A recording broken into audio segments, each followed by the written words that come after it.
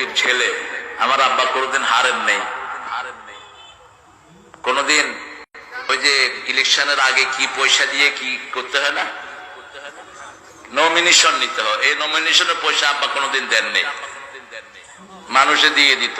কিন্তু এমপি হওয়ার পরে খরচ করতে করতে শেষ। আমি আব্বারে বলতাম, আপনি এমপি হওয়ার পরে কোটি কোটি টাকা খরচ করেন, আর ওই বেটার এমপি হওয়ার পরে কোটি কোটি টাকা কামাই করে কেন? তুমি বড় হলে বুঝবা।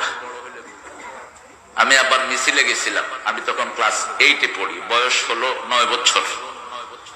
তো আব্বা বলছে মিছিলে যাবা না, মিছিলে আমার ভাই তোমার ভাই বলতে হয়, তুমি যাইও না।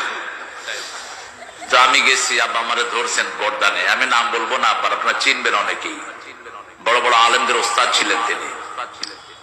তো আমারে ধরছে ঘাড়ে, বলছে তোরে মিছিলে যাইতি না, তুই গেলি কেন, কি কইস ক?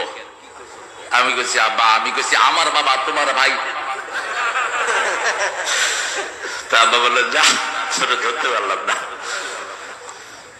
অনেক নেককার মানুষ, খুবই নেককার।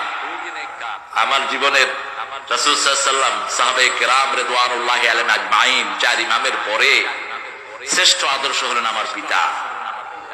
তাহাজ্জুদ কখনো কামাই করতে দেখিনি, এমনকি সফরেও। আমি জানতাম না এটা, আল্লামা কামালউদ্দিন জাফরি আমাকে বলেছেন, তোমার আব্বাকে তুমি চিনো? আমি বললাম বেশি চিনি না হুজুর। বলছে আমি 3 দিন সফর করেছি ওনার সাথে, আমি ওনাকে রাতে ঘুমাতে দেখে দিই, সারা রাত কেঁদেছি আল্লাহর কাছে। এটাই